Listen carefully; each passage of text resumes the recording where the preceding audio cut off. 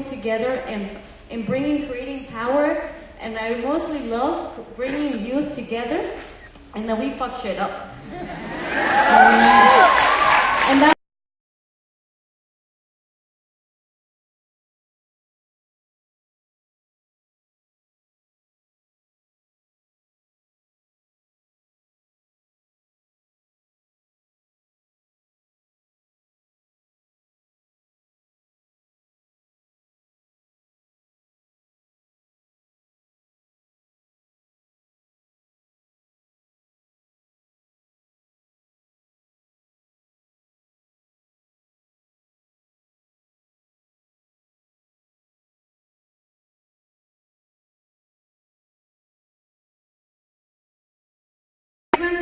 in DACA resistance is the beginning before day one, and so we have that clear, right? We understood that, but we also know that because the people made that DACA happen, we pushed so hard, we organized so far under the Obama administration, we have kept DACA happen, and so So DACA, just to clarify, DACA is exactly what?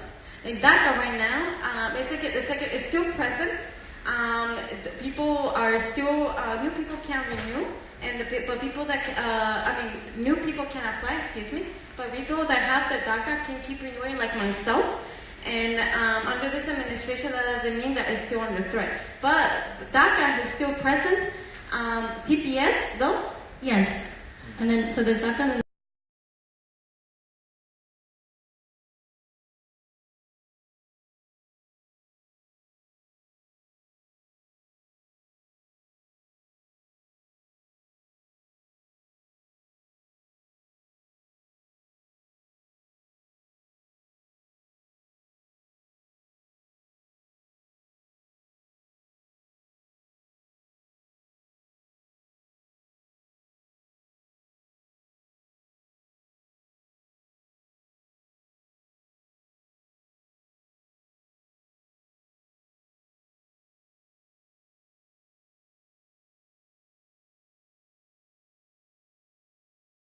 Temporary, only it's a little bit more wishy-washy.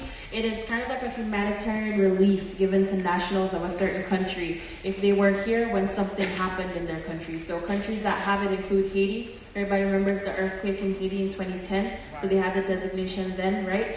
And it is also it can last from 6 months, 12 months, or 18 months. So it's really the most temporary protection that really is out there. And it costs $495 as well. In order to apply for it, you have to do a full background check. You have to do all these other things, same like DACA. And same with DED. And it's expiring. So since this administration has come into power, 9 decisions have been up, and they've ended for 7 countries. And the first country to lose their status will be Sudan this year. So Sudanese use their status in September, and then Nicaragua in January of next year, followed by Liberia in March, and then Nepal in June, and then Haiti in July, and then El Salvador in September, and then the following year will be Honduras. So 7 countries. Sierra Leone and Guinea already lost, that have been terminated or will be terminated soon. We have 2 more countries coming up, which is Somalia and Yemen, and everyone knows that there's active warfare going on there. But still, this administration is giving indication that they will.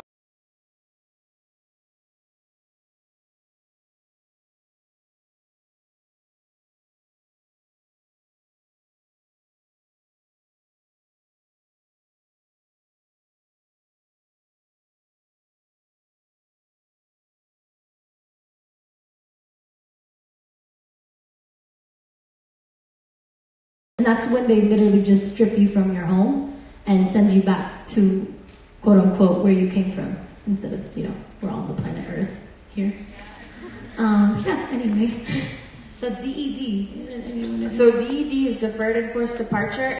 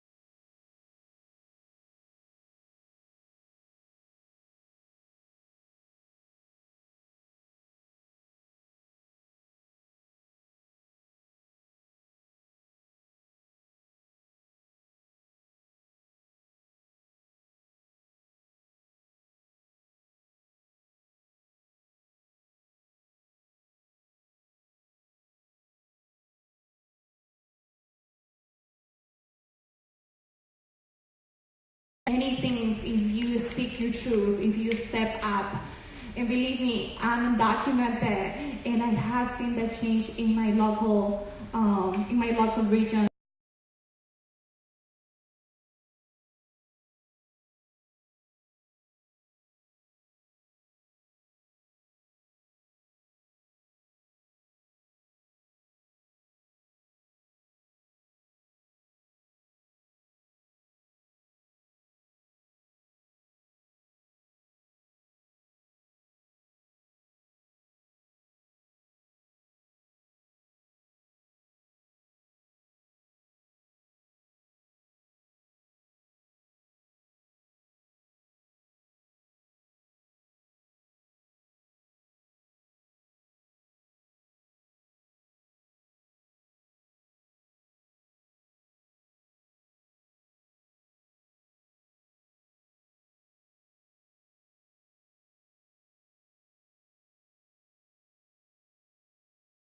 Meetings with the youth who just about to be graduating, who are about to go get a career, about to get a job. They were in lots of fear and scare. And so our organization, Nakazak and Korean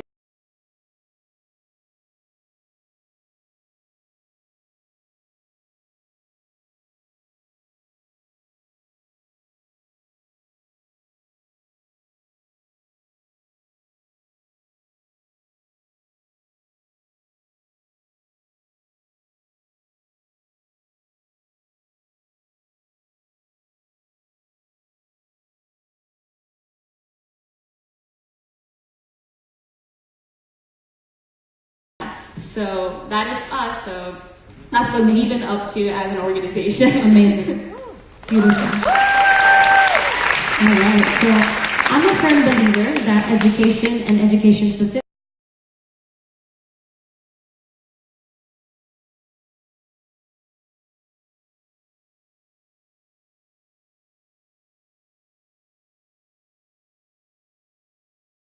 this belief, and why is quality accessible education such an important part of the strive for freedom? Yeah, I can take this question. So apart from my organizing with Fuego, I'm a community organizer with United We Dream. And what I really love about United We Dream is that we always say that the people most directly affected are at the forefront. Meaning, and on our spaces, we don't have to be only undocumented. We're undocumented, we're queer.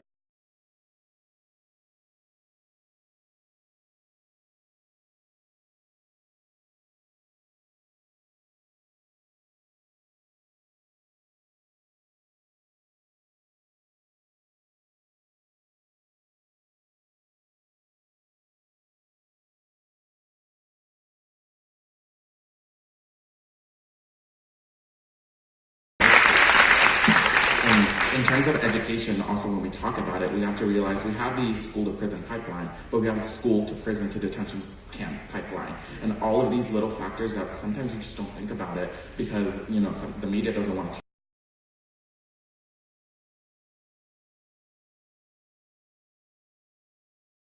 very much.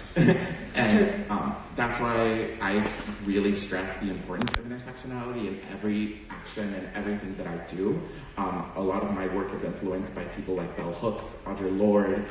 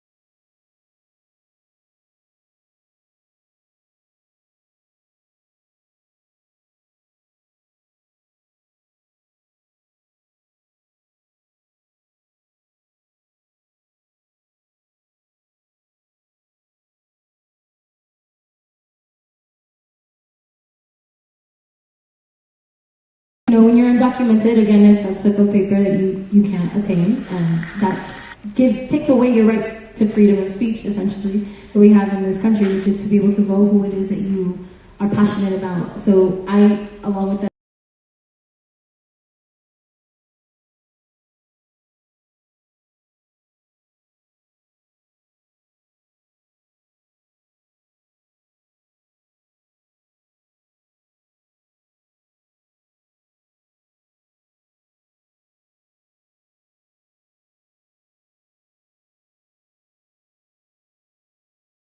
for this weekend at the Teen Vogue Summit, immigration is not an issue of its own. Like Moises touched upon, intersectionality is a huge part of this. So, when you're an individual who also has an experience of, gender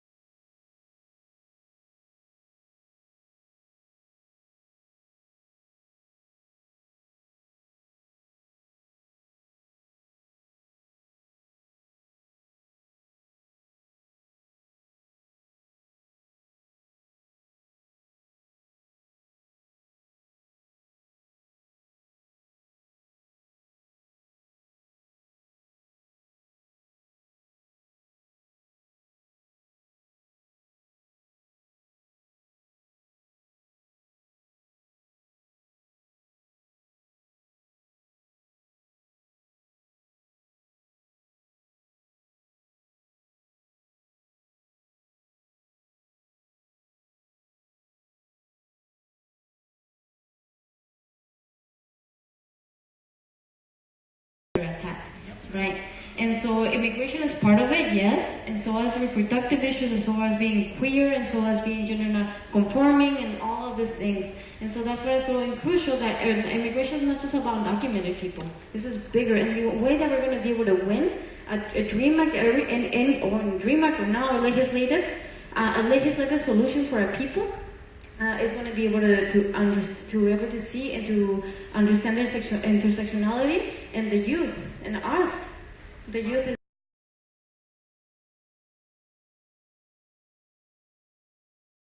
And I'm talking about like one of the reasons that we started, right? In 2016 was right after Freddie Gray, what was going on in Baltimore, and people remember that. And just the idea that being Black